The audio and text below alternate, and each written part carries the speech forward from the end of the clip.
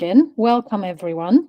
If you have been or if you attended some of our sessions before, you might already know our speaker, Ceri, but I will leave it to Ceri to introduce herself in case you don't know her yet. So over to you, Ceri, and let's enjoy today's webinar. Thank you, Eva. Good evening, everyone. Thank you very much for taking the time out of your evening to come and listen to me. I'm genuinely hopeful that you'll take away some value from this session. So what are we talking about today? The session today is focused on communication, and it's around how people like to be communicated with. So the main takeaways are going to be around better understanding yourself, but also learning how to tweak your style of communication depending on who you talk to. So there's really no value in just understanding yourself. If you're going to get the best out of what you learn today, you're going to have to look to understand other people as well, and how you can best tweak yourself to work with them. So just a little bit about me. So as Eva mentioned, I'm Ceri. I've got a 20+ year career in IT.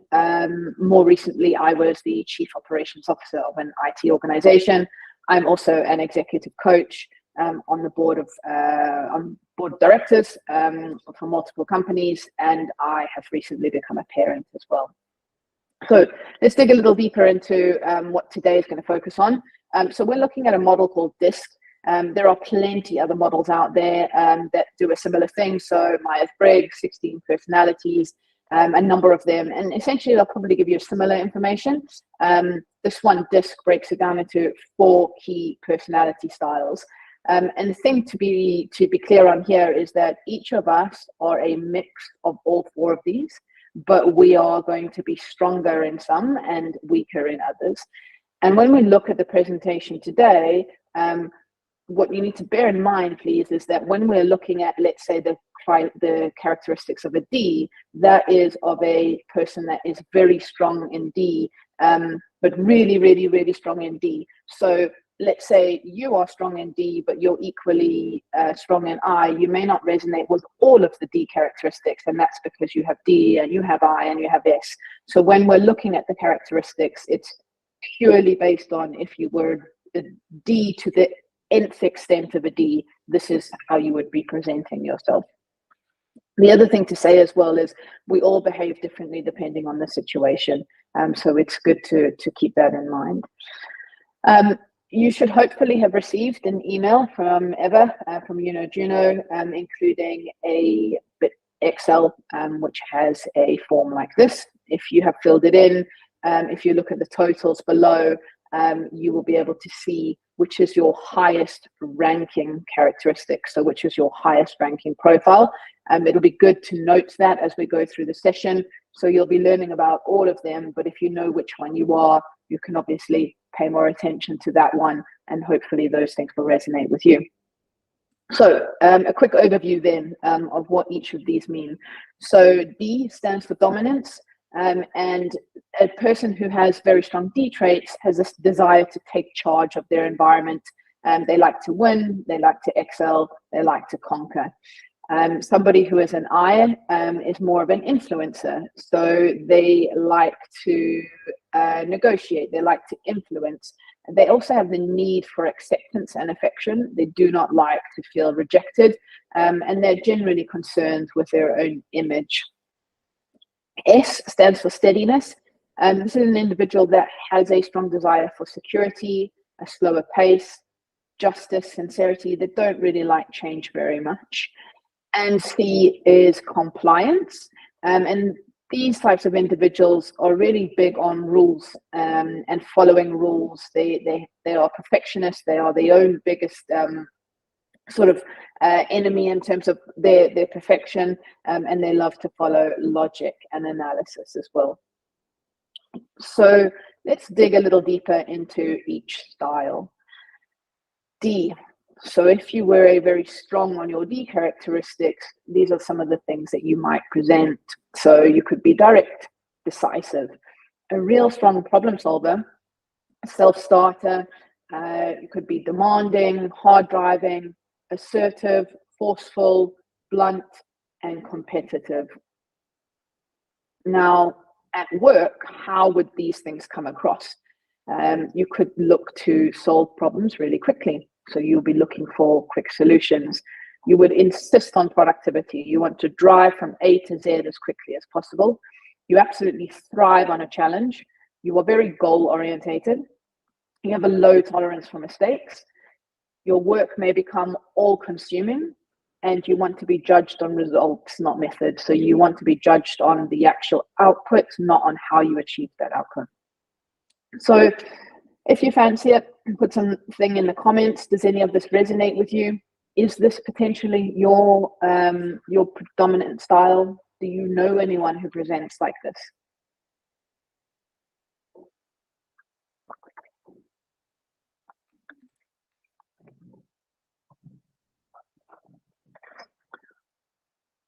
Okay, moving on then.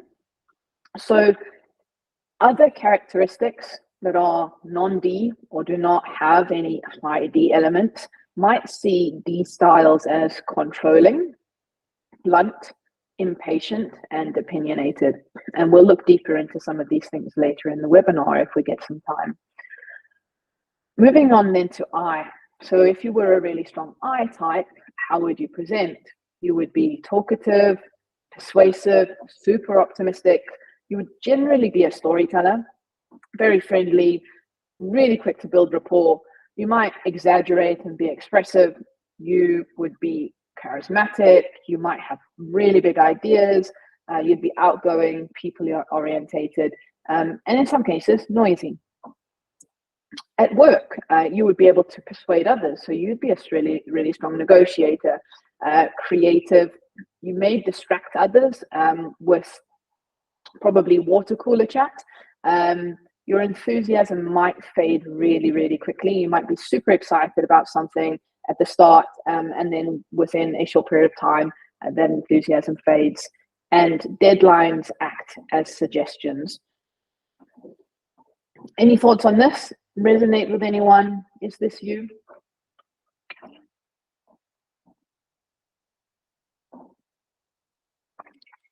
Right, so how might these people be seen then by other styles? They might be seen as overpromising, disorganized, unreliable, and potentially even restless. Looking at an S then, so a steadiness characteristic.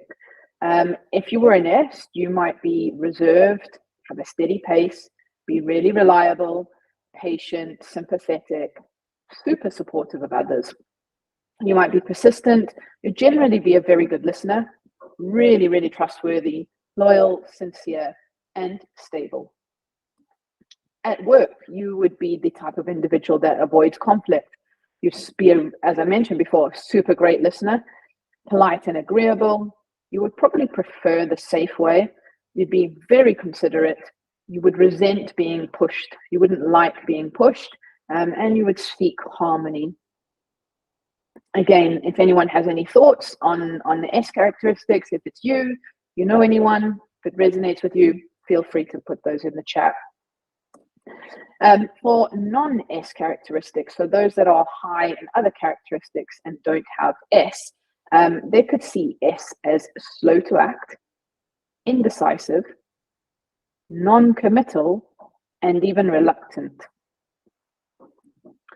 C, compliance. So if you were a C, you would likely be a perfectionist, be seen as serious, reflective, really, really analytical, cautious, not a strong risk taker at all, self-disciplined, compliant, accurate.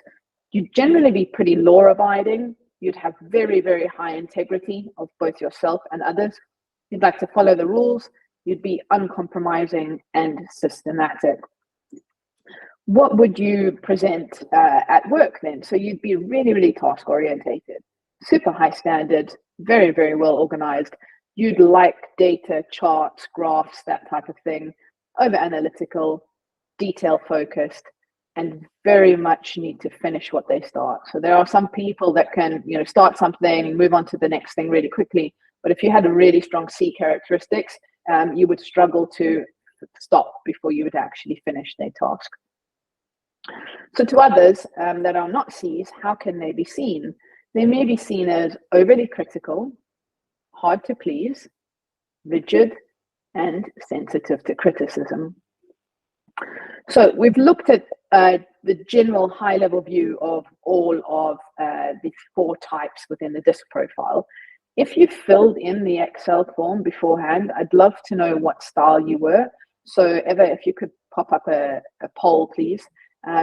If you could fill that in, it would be great to know within our attendees who falls into which dominant style.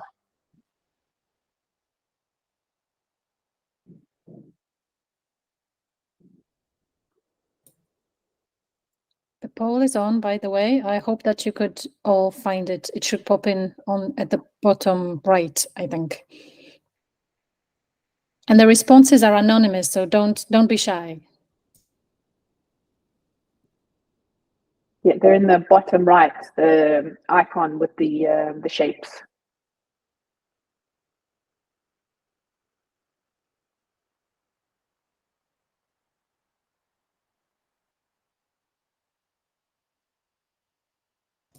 Okay, I can see that some people are still voting. Let's give everyone 1 more minute, and then we're going to have a look at the results.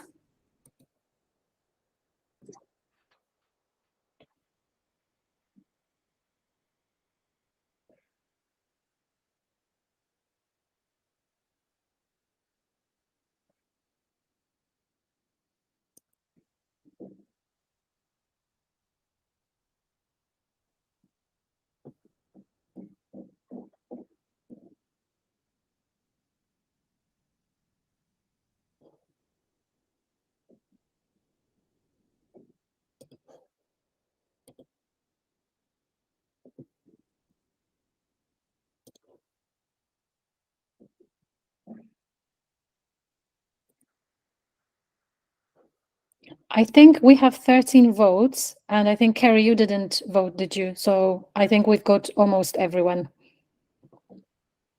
Okay, Can should we check the results? See the results, by the way, or I could see the results. I guess all attendees can see the results. So what we can see there are 3 people with D, 1 was an I, 2 were an S, and 3 were a C, and 4 individuals did not know. So let's take a look at generally what the, hold on a second, I've just got some IT trouble. Okay, I'm back. So generally, concern to the percentage of the population, 9% of the population are D, 29% are I, 31% are S, and another 31% are C. So there's a pretty standard split between I, S, and C, with a very low portion of the population is a D. So we've had a general overview of what the characteristics are across D, I, S, and C. Let's dig a little deeper now and look at what are the types of things that motivate us in our individual styles or demotivate us. And if we get time towards the back end of this webinar, we can also look at how do we actually identify these characteristics in other people. I've seen a couple of chats pop up. Eva, do you know if there's anything that I should look at and respond to?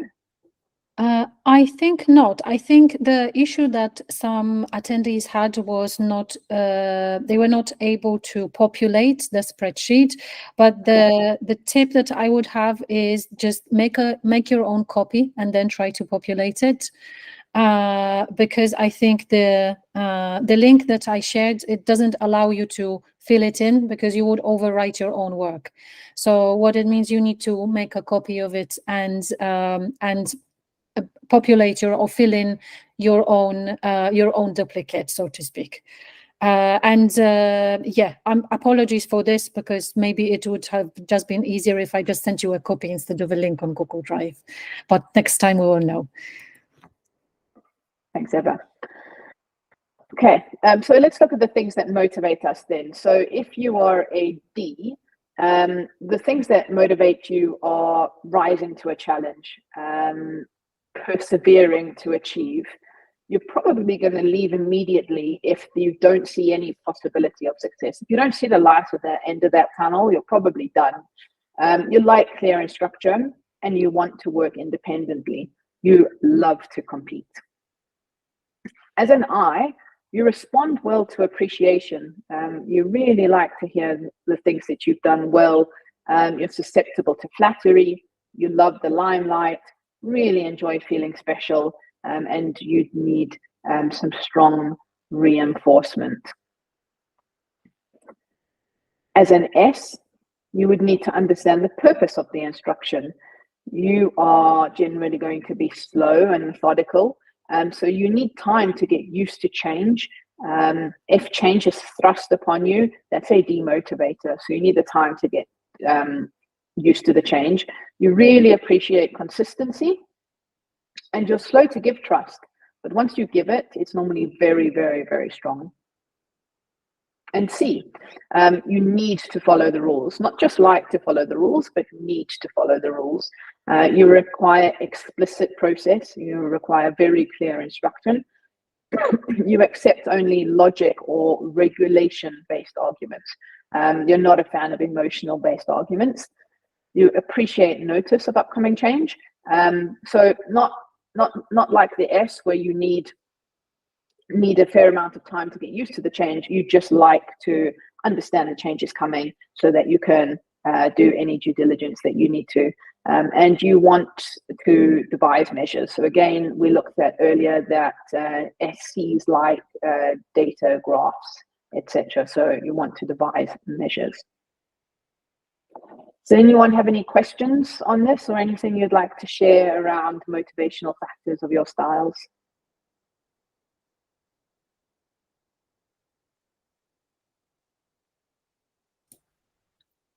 Audrey has raised her hand. Audrey, would you like to speak? Yeah, I just wanted to ask, you might be coming to it, but if you don't have like a massive difference between the different styles, do you just sort of take on bits of the motivators and values? Yeah, so this is likely to be situational. You'll be motivated by different things and demotivated by different things depending on what situation you're in, and present in a different way. So I had a client recently who was 3 types, and at work she was a very, very, very strong D. So super productive, really, really blunt, but in a social situation, a massive I. Really, really, really friendly, super influential. And so people at work really struggled until we had this group session to understand her, because at work she's, in one way, go out to the pub in the evening and completely different.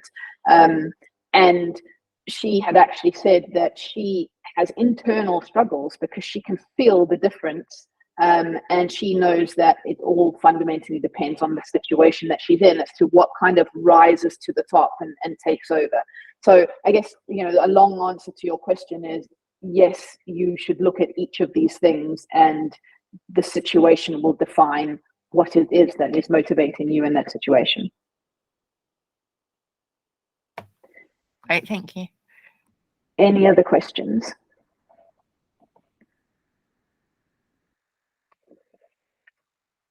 Okay, so on the flip side, fears then. So D fears failure, I fears rejection, S fears change, and C fears disorder. So digging into that a bit more then, so the actual demotivators. So a demotivator for a D is the loss of opportunity to succeed, interference, and over supervision. If you have a D, ideally they should be accountable for their own outcome, given the autonomy, and just let go to do and to deliver. And I, so what demotivates them is being criticized or disciplined publicly. They love praise. This is the opposite of praise. lacking of praise, obviously, and they need to be allowed to be over optimistic. So they are super optimistic people, and if you dampen that, that will demotivate them. For an S, they will not forgive being dropped in it, or as some S's have shared with me, they feel ambushed. So as an example, you're in a meeting, there has been an error across the team, but somebody calls out that it's your fault and you're an S. It may have been the collective fault of the group, but given you've been called out, that is super demotivating for you and likely won't be forgiven. And if they've been let down by someone they trust. Demoting for a C is being asked to break rules or cut corners. They need to follow rules. Also, making decisions without sufficient data. They are very logical, analytical people. They need the data to make the decision. And they are also demotivated by being engaged in emotional or illogical arguments that are just not based on facts at all. Any questions here?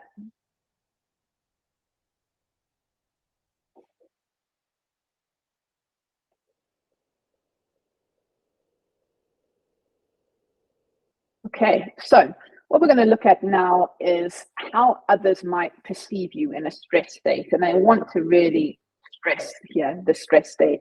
This is not an everyday normal occurrence. But if you, let's say, are in a work situation where you have a project deadline tomorrow and everyone is super stressed, what is likely to happen is those traits of yours are going to be at their highest levels. You're going to be behaving in a way that is super presenting of those characteristics. And so therefore, other people are going to likely have some conflict with you because you're all going to be at your highest stress level, your highest stress state of characteristics. So when we look at these, if you are the style on the left-hand side, have a think about, okay, this is how other people are potentially going to be seeing you. If you're not the style on the left, have a look at the styles on the right. And when we get to your style, have a think about, you know, is this actually how I see somebody in these particular stress states?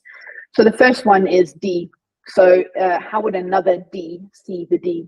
They would see them as a competition, a challenge to be outsmarted. They would need to be extra tough to win. They would need to stand firm, and they wouldn't want to give an inch because they would take a mile. So what does this mean? So they're basically saying the D and a D are going to butt heads in a super stressful situation. They're going to kind of, you know, fight to the death in a way. An I, how would they see a D? They would see them as challenging, impatient and blunt, tough and ruthless. They would know that they should not show any weakness to the D. And they would feel pressurized to get to the point. So an I is super chatty. A D doesn't want to chat in a very stressed state. They just want to be productive. They just want to get from A to Z. So an I would feel pressurized to get to the point, and they would feel challenged and defensive. How would an S feel? They would feel that the D is very tough, that they're self-confident, but they're also scary. They would feel the D is unreasonable and way too demanding. They would feel that it's really difficult to say no to that D, that the D does not play fair, that the D is self-seeking and selfish. And they would also think that this D always gets their own way, whatever the cost. A C would feel that the D is way too pushy, they're impatient. They would actually think that the D is dangerous. They would really dislike the fact that the D sorts out problems on the fly. They would start to then feel hopeless and frustrated. And they would think this person, this D, does not listen. They just drive forward. Are there any Ds on the call that this resonates with? Any questions anyone has?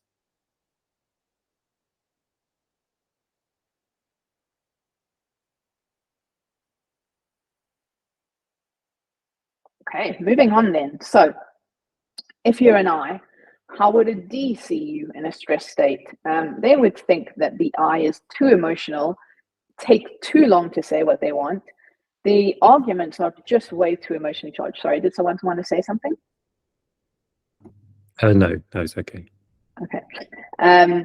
The D would think that the I is just way too diplomatic. They overdo the charm, really over optimistic, talk too much, and they would think this I just needs way too many compliments. Another I would see themselves as super great people, really easy to talk to, very, very interesting, and they would actually compete to pay each other compliments. An S would see the I as really being polite and courteous, nice to talk to, a way of getting, they have a way of getting their own way. They might see them as a bit pushy sometimes. They would think, oh, this I is really, really confident. Is that real or is it an act? They would, however, feel pressured when they're being persuaded by the I. And they would think, oh, this I doesn't like routine and I like routine because it's safe. A C would see the I as really irritating, mainly because they're emotionally charged and short on facts. They have no interest in the finer detail. They rush ahead and they talk themselves out of trouble. That's something that the C just doesn't like. The C would think, well, you may be good at jargon, but I'm not fooled. And they would also be thinking, why does everyone believe them? Are there any eyes on the call that this resonates with? Any questions from anyone?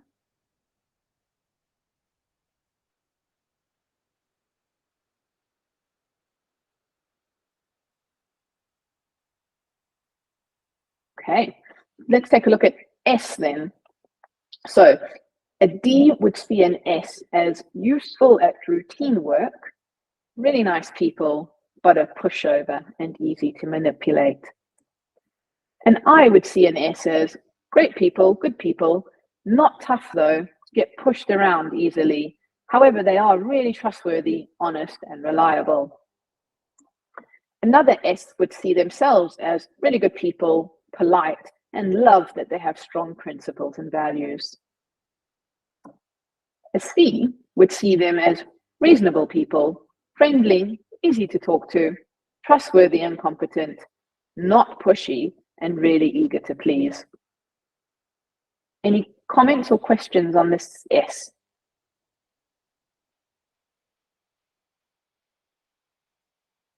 Moving on to the C. How would a D see a C? They would see them as a necessary nuisance, slow to make a decision. Why do they see them as slow to make a decision? They see them as slow because a C likes data, likes facts, needs the time to understand that data, do the due diligence, come up with an answer, whereas a D is go, go, go, and they can make decisions on the fly without sufficient information. So they find the C slow in that manner.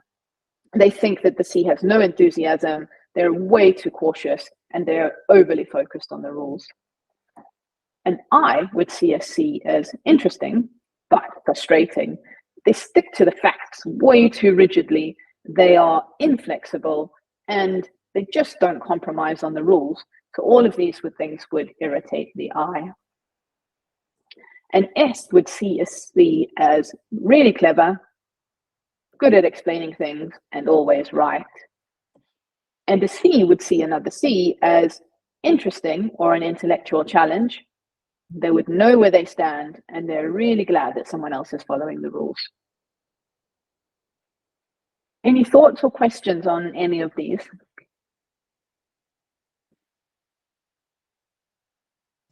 Hey, Greta. Hi. So I am actually like 100% C. But I also see myself like in some other thoughts sometimes. So like in the study, it's my second result of the table. So I was wondering if we just should consider our, sorry if I repeat that, the dominant characteristic, or if we can also be like, yeah, we have a dominant characteristic like compliant, but we also can be a mixture of something else in this. You should consider both, but again, it's really dependent on situation. So let's say you were in a work, because let's not forget that what we're learning about today is about life in general. It's not just about work, but it's about social settings, family settings, home life, etc. So there could be a situation at, let's say, home where your S kicks in higher, but at work where your C kicks in higher. So it's definitely good to have an appreciation of both of them. And you will get a feeling as well as, you know, when you look at these things, you will these things will resonate with you, when you will know when these things kick in, and you will start to kind of, you know, see, start to really resonate and understand that, yes, I can see myself in S, and yes, I can see myself in C. Thanks. Yeah, it's thank you. It's very interesting to learn something about myself. Greta, can I ask what is your main job? What is it that you do, your profession? I'm a copywriter, actually. Okay. And, yeah, but it's true that I rather like to follow the rules than to break them, even if copywriting is like creative stuff and so on. But in fact, I'm often based on insight. Well, one strength that I recognize myself is that I can really look for insights. And so maybe this is my analytical side that kicks in. I was also a social media manager before, so I know that this previous job really influenced me on this. Yeah, so, makes absolute sense. Thank you. Thank you. Okay, let's take a little look then at how you can start to recognize other people's types. So, you know, let's say you walk into a meeting room with a new client, or, you know, it doesn't need to be face to face, it could be online as well. How do you start to recognize what type of individual they are? And why is this important? Because, as we mentioned at the start, if you understand the style of the person you're communicating with, you can tweak yourself. So if they are, let's say, a D and you are an I and you are super chatty, you can tone down that chat because that would resonate better with the D, and you may get more out of that conversation, especially if you're trying to win a deal. You know, really portraying yourself in the best light based on the people who are sitting in front of you. So mannerisms then. So what is a D? What are the mannerisms of a D? So they're likely to have strong eye contact, be really self-controlled and purposeful, not hesitant, decisive. They're not afraid to ask any sort of questions. They normally lead the conversation. They might appear impatient, irritated by small talk. They could have blunt retorts. They may not say please or thank you, and they likely won't have too much emotion in the conversation. An I will probably be all smiles. They will take an interest in people. They'll be really expressive, open body language, comfortable with physical contact, love to small talk. They may get distracted and wander off. They're not time conscious at all.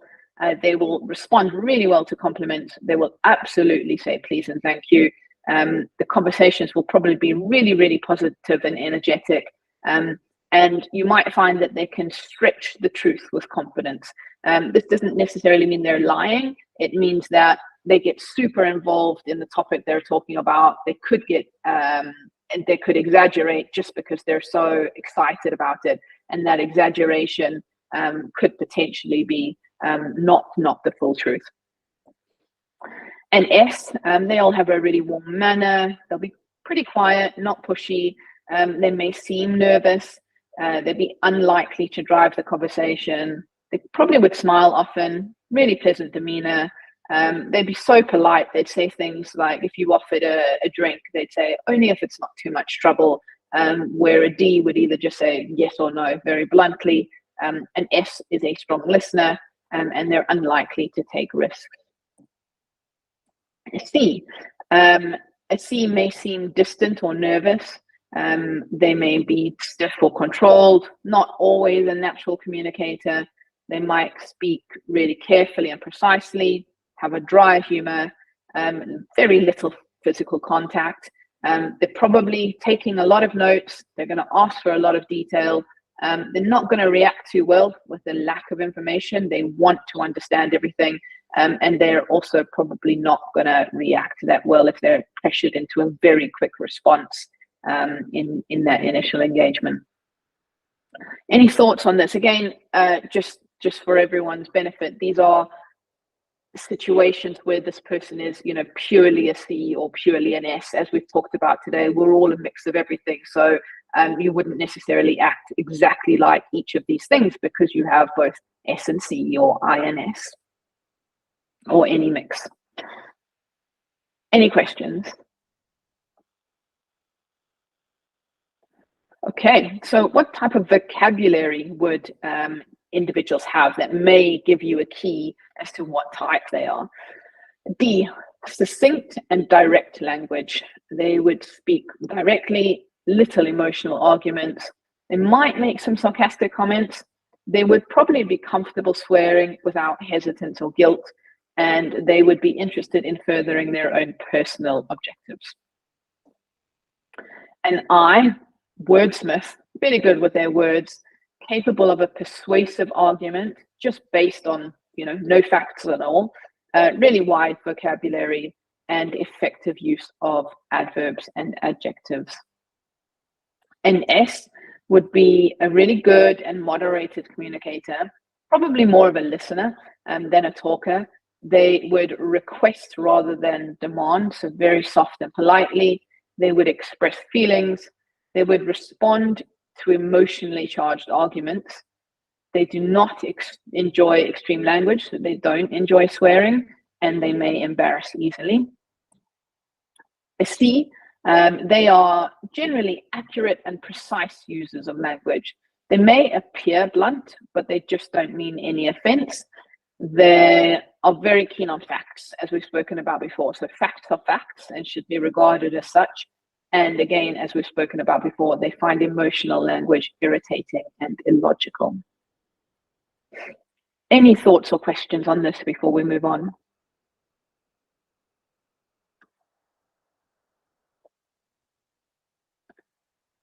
Okay, so interpersonal style then. So how would you pick up on a D? So a D would move with purpose. Their eyes are active. They're taking in the environment. They appear really self-confident. They probably, if you walk into a room, they would take a seat first. They would ask for what they want, really strong eye contact, and you might feel scrutinized in their presence. An I has an open expression. They smile, they're polite, they say please and thank you. They will appear confident and relaxed. They really like small talk. They love to have a warm greeting. And if you met in person, they'd probably like a very firm handshake. An S, they might seem a little sort of tentative, anxious. They might be slow. If they're walking around a room or into a meeting room, they might look a little bit hesitant. They would wait for somebody to kind of recognize them before they smile. They have a desire to do the right thing, and they will not make unreasonable demands. And they will ask questions, but they actually won't feel entitled to a response. And a C, they may seem remote. They'd kind of look around the room, gathering info, might seem a little shy, look for reassurance, and they would certainly be avoiding small talk. Any questions?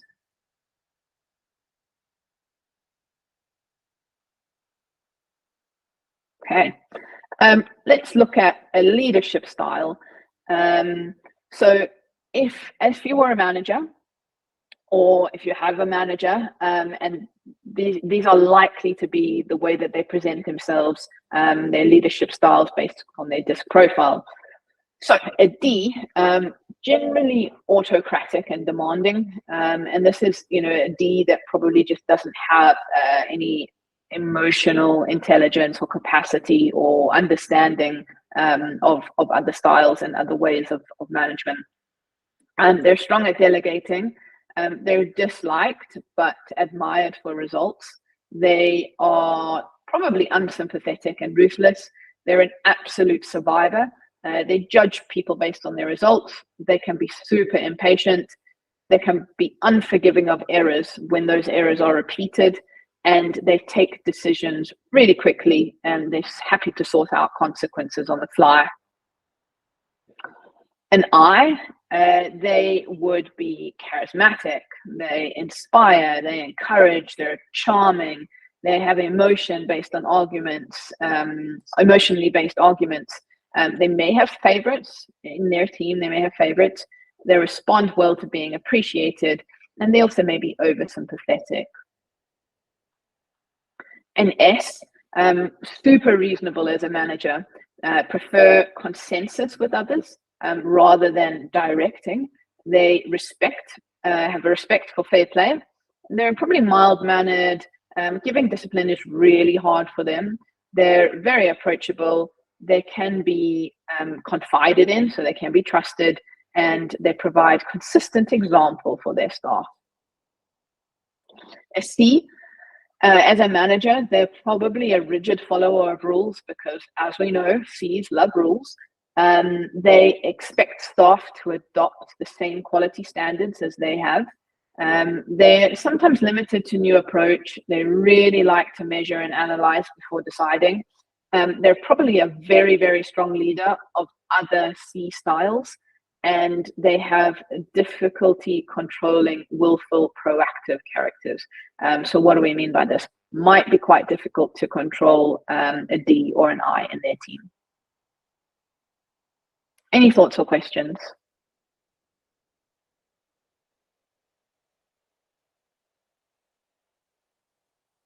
Okay, let's take a quick look at learning style, which would be the last section then of the webinar.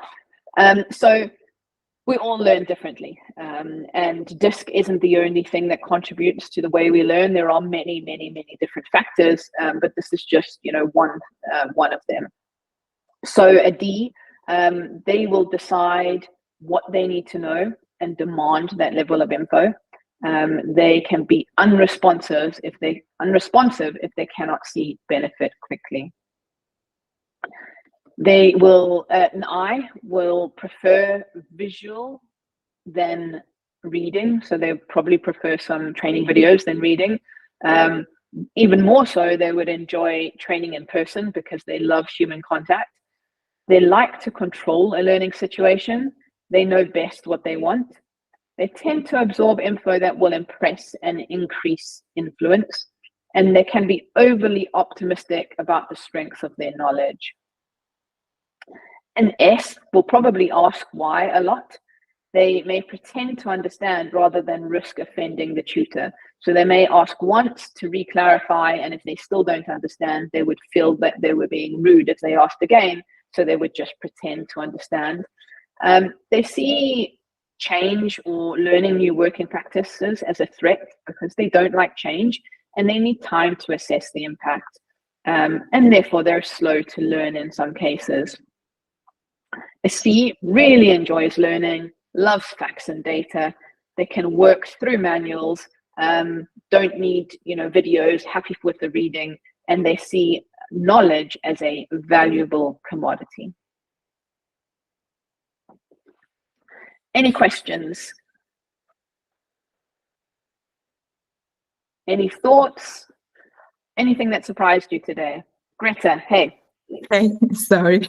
So my question is, what, I mean, okay, we have these dominant characters and so on, but when I'm, for instance, in a work environment or also life environment, not only work, this scheme helps me to better understand people, or also to adapt my way of addressing to people. So I know I'm in front of a dominant person, and I should try to level up in some ways my character to better, relate to them. I don't know if it's clear my question. Yes, that makes absolute sense. So let me give you an example. So you're a CS, right? Imagine you have a boss that's a D, and that boss says to you, I want this piece of work and I want it by 5 p.m. today. and you're thinking to yourself, well, hold on a minute, like I'm nowhere near ready. I haven't done the research, I haven't edited it, it's just not ready. And you have this feeling in your stomach, like this knot in your stomach, you're really unhappy, you feel pressured, you're really demotivated, you don't know what to do. But this boss is saying, I want it. So what do you do in that situation? Well, firstly, you'll understand that they're a D and that's why they want it. You understand that Ds make decisions and deal with the consequences on the fly, and they don't care so much about, absolute accuracy. So in that instance, what you can do is you can respond to your boss and you can say, I'm happy to send it to you by 5 today. Just to let you know, there'll be a margin of error of, 30%, given I haven't yet had enough time to do all of this research, but happy to send it to you today. And if you would like it to be more accurate, please let me know, and I'll need another 6 hours or 2 days to do that. So you are then satisfying that boss's need for that data right now, but you're also satisfying your own need to be very clear, it's not ready, and I'm actually not ready to give it to you. Does that make sense? Yeah, it's sometimes I've been in this precise situation, and what I had, to learn is just saying, okay, I can do it as I want to do it, and if it's okay, I'm gonna send you this, but it is not complete according to my criteria. But yes, it's very clear. Thank you.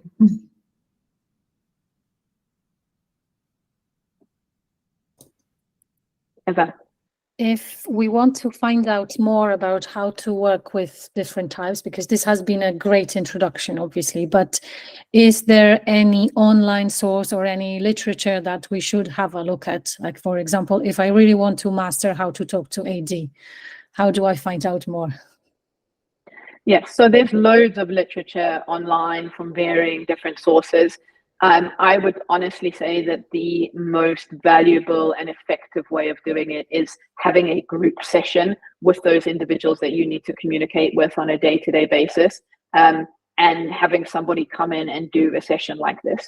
I've been in a number of group sessions where people have had light bulb moments.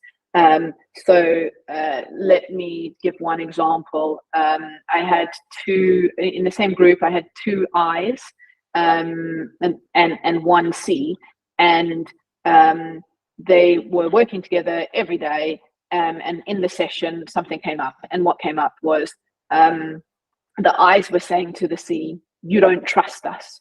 And he was like, what are you talking about? And they were like, well, because we tell you that we're going to do X, Y, and Z, and then you're asking us questions like, well, how are you going to do that? When are you going to do that? What are you going to do? So you don't trust us to do our own job. You always want to know more. And the C is like, what are you talking about? I fully trust you. I just want more information, right? Because that's the C. The C just wants to know more and more and more. They want more facts. They want more data to satisfy their need. Whereas the I feels questioned and pushed.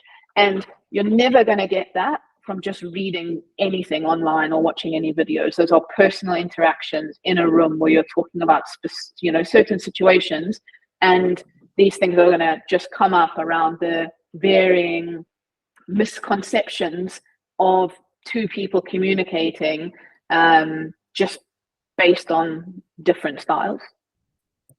Thank you very much, everyone. It was lovely to spend some time with you this evening.